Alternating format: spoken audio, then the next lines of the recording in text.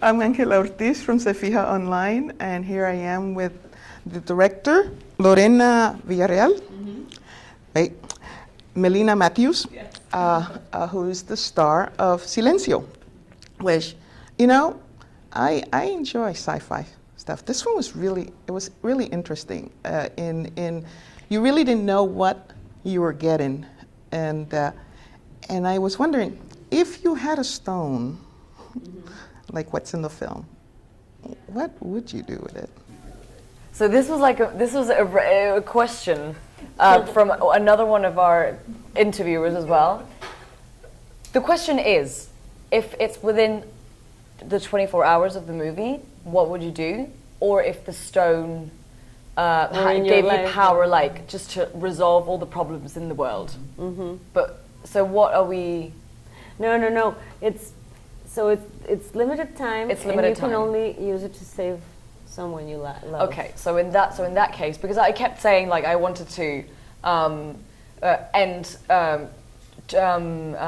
poverty and getting all the children education and food access, and obviously they were like okay, but then I realized that you wouldn't be able to do that in a limited time, obviously. So saving someone you love, I guess, bringing them back or curing them from their just disease. I mean, it's a tough question because there's a consequence. No, is what we present there, and you have there's a conscience that you have to have, and you have to think about what the consequence would be. But apart from that, if there were no consequence, I think almost anyone has lost at some point someone that they've loved, and that you wish you had more time with, and a connection with. So I think that's something that maybe we all wish for, no? Well, you also wrote this. Yes. So what was the catalyst that made you want to do a film like this? Well, write a story like that? Well, it was that. I mean, there's some personal things, wishes, as I'm saying. Sometimes you wish you had more time with someone that you loved, and maybe doing things differently, or the question that what if this had happened instead of that? Would your destiny change? I mean, or the consequences or the end result, would it be different? It's just the questions. And Melina, what drew you to the project? Well, many things. The fact that this was being directed by Lorena in Mexico, such a powerful story with an international cast and a lead in a movie.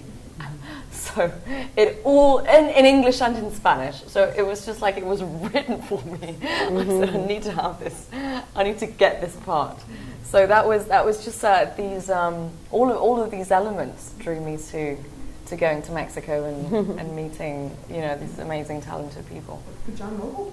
Yeah. I mean, that's a pretty good catch. I know, and it was someone else was asking, and I was telling them that coincidentally, when we went to the Zone of Silence, there was a specialist there named Walter Bishop, and so when I met the person, and he was like the expert in Mexico, I thought it was weird for a name that didn't seem from Mexico, it just resounded, and I'm like, I've heard this name before, and he was the expert on the Zone of Silence, and he was explaining all this to me, and then when I looked into it, I realized that John Noble's character in the series Fringe, his name was Walter Bishop, so that's when I knew, I took it as a sign, like, I think he's the perfect person for this, not the perfect actor.